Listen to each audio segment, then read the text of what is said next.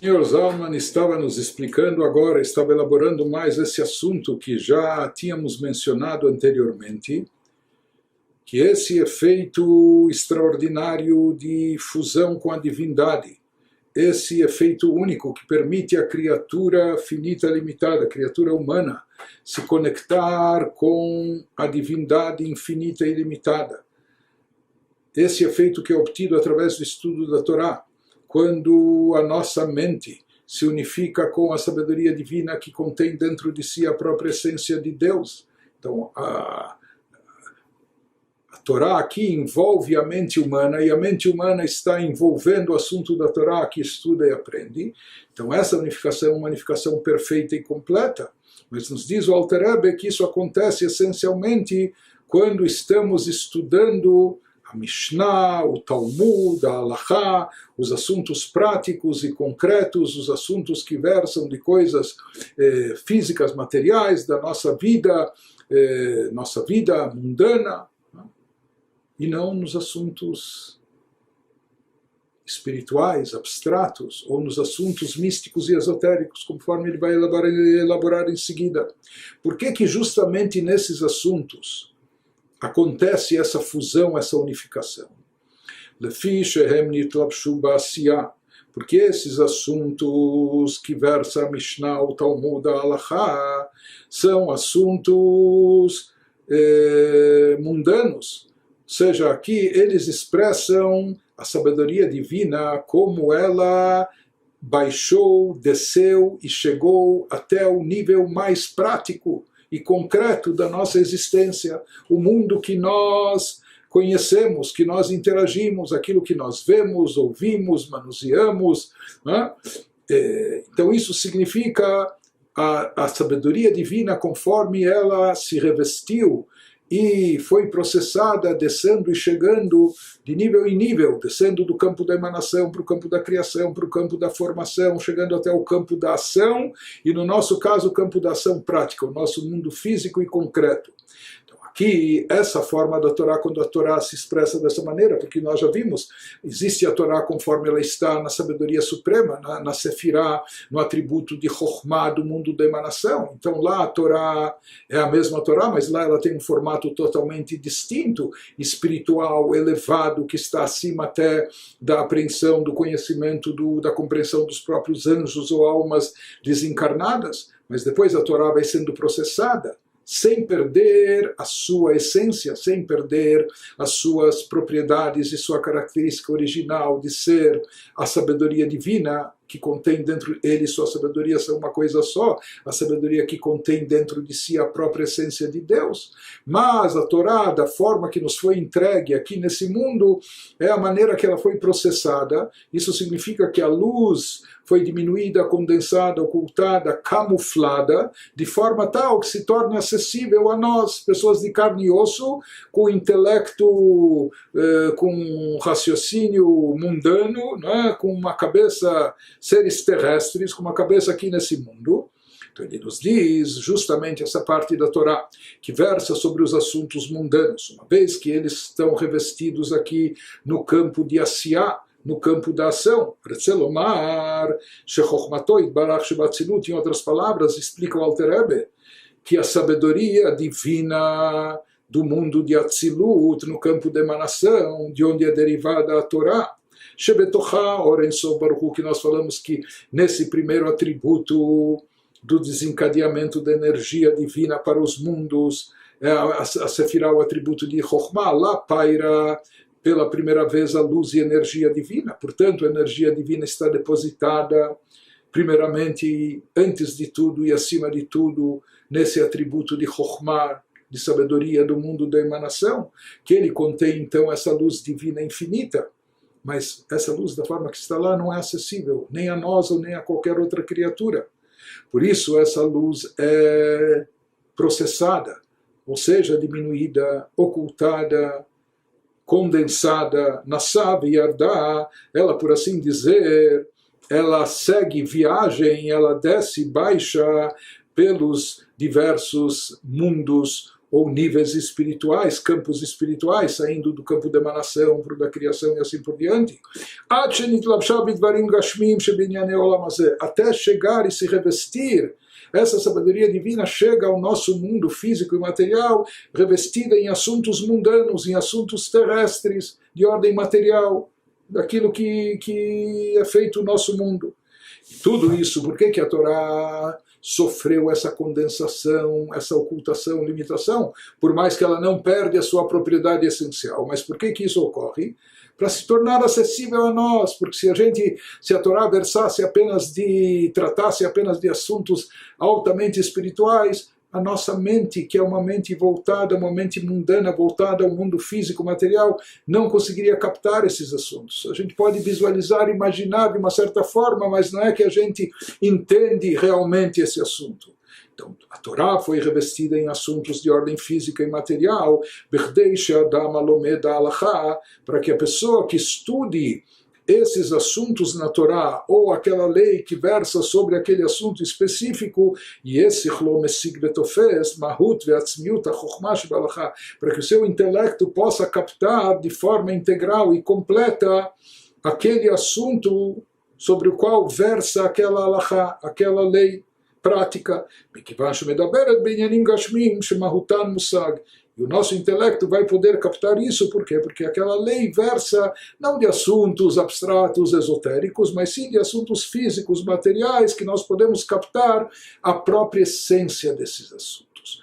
Na Hassidut se trata uma distinção entre captar a essência, a Sagata Mahut, e Ediata Metziut, e entre saber da existência.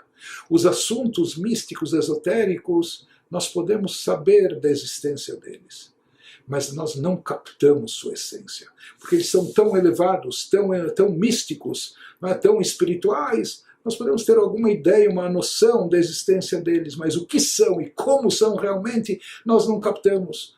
O que e quando nós captamos a própria essência, os assuntos da Torá que estão aqui revestidos no nosso mundo material. Ele nos diz, por isso a Torá foi processada, passando por todos os campos espirituais, por todos os universos, até se revestir em assuntos de ordem física e material no nosso campo mundano e terrestre. Mas esse revestimento, esse encobrimento aconteceu apenas na parte revelada da Torá. A parte mística, esotérica, a Kabbalah, ela continua ainda de uma forma muito abstrata, muito espiritual e elevada, não é? Reversando sobre assuntos esotéricos. Mas ele nos diz, em contraste com isso, a parte da Halachá, toda a legislação judaica que consta na Mishnah, na Gemara, no Talmud, etc., elas tratam de assuntos terrestres, assuntos mundanos. Mas ele nos diz, justamente por isso, por se tratar de assuntos terrestres e mundanos, que o nosso intelecto é capaz de absorver, de captar, e captar a essência desses assuntos, entender realmente, de fato, o que são, não só ter uma ideia vaga ou saber por cima, mas sim captar a essência deles. Por quê? Porque são assuntos do nosso dia a dia, da nossa vida prática.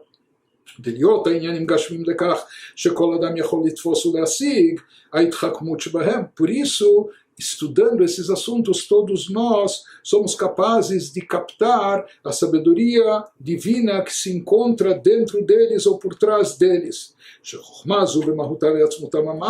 Ou seja, aqui a lógica aláhica ou o conhecimento talmúdico, nós captamos a própria essência desses assuntos. Isso entra e permeia a nossa mente.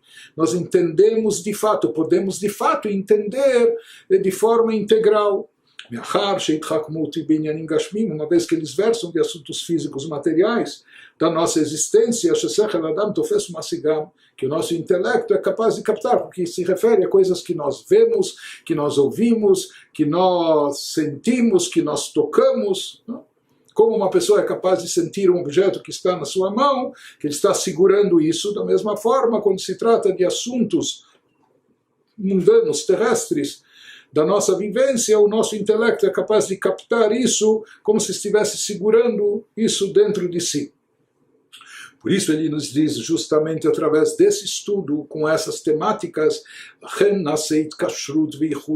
diz o Alter Rebbe, através deles, se produz uma fusão completa, uma unificação genuína entre a alma da pessoa e a divindade, entre o intelecto da pessoa, que fica de fato absorvido, imbuído, preenchido pela sabedoria de Deus presente naquela alahá. Shekol adam veichud amiti, sechel adam bechokhmah sheba'alahá. Então aqui há uma unificação plena e completa do intelecto da pessoa com a sabedoria presente naquela alahá, naquela lei. Já que a lógica presente naquela alahá, ela se refere à própria sabedoria divina, que contém a essência de Deus, a miyuchedet b'matzilá Ein Sof Baruch Hu, que está perfeitamente unificada com a essência divina.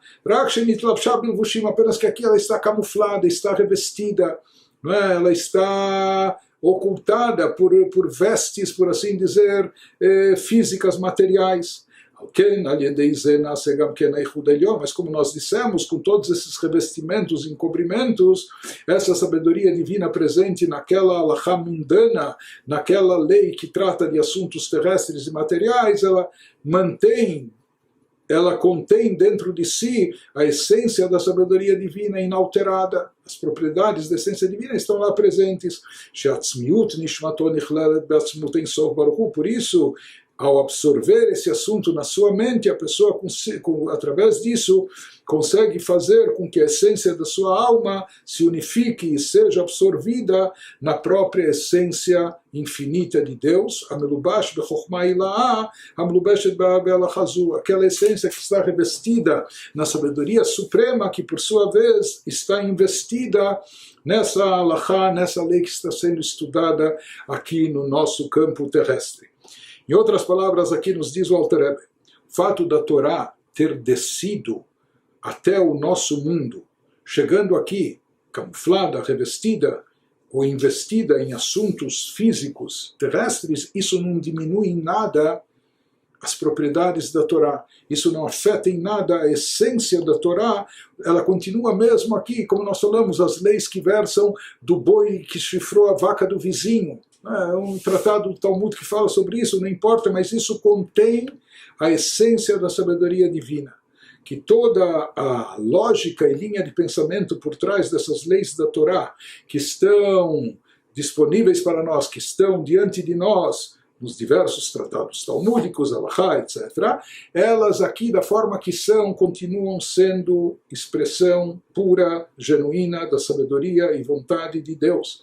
Conforme diz o Alter Rebbe no Tânia, no capítulo 5, She'ala birtzono, essa foi a vontade divina, Sheiton Reuven kach vekach derech mashal veshimon kach vekach, se houvesse um litígio entre duas pessoas, uma discussão nos negócios entre Reuven e Shimon, Rubens estaria argumentando tal e tal, e Simão estaria contra-argumentando tal e tal, e o Talmud trata de situações como essas, então prescreve no final alahá que a razão seja dada a fulano ou ao Betrano.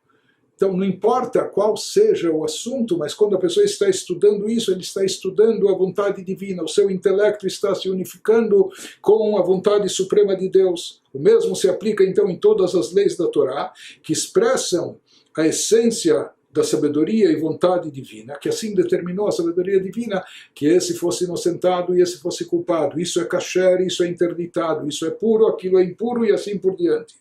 Apenas que o que aqui nesse campo terrestre, essa sabedoria vem camuflada, ela está revestida, está numa roupagem física e material, e conforme explica lá também no final do capítulo 4, no Tânia, o Alter Rebbe, se uma pessoa tem o privilégio de abraçar o rei, ou de receber um abraço do rei, não importa quantas roupas o rei esteja vestindo, se ele está vestindo uma camiseta e uma camisa, ou se ele tem sobre isso também um paletó, e se em cima do paletó há um manto real, ou se tem mais uma... Não importa quantas roupas o rei esteja vestindo, o principal é que ele abraçou o rei. O rei está lá dentro, no meio de todas aquelas roupas, ou se ele recebeu o abraço do rei. Então, aqui é indiferente, né? Não é relevante quantas roupagens hajam. Então, da mesma forma, explica o Alter Rebbe, não importa que a Torá chegue aqui ao nosso mundo revestida em assuntos físicos e materiais, o principal é que o rei está lá presente.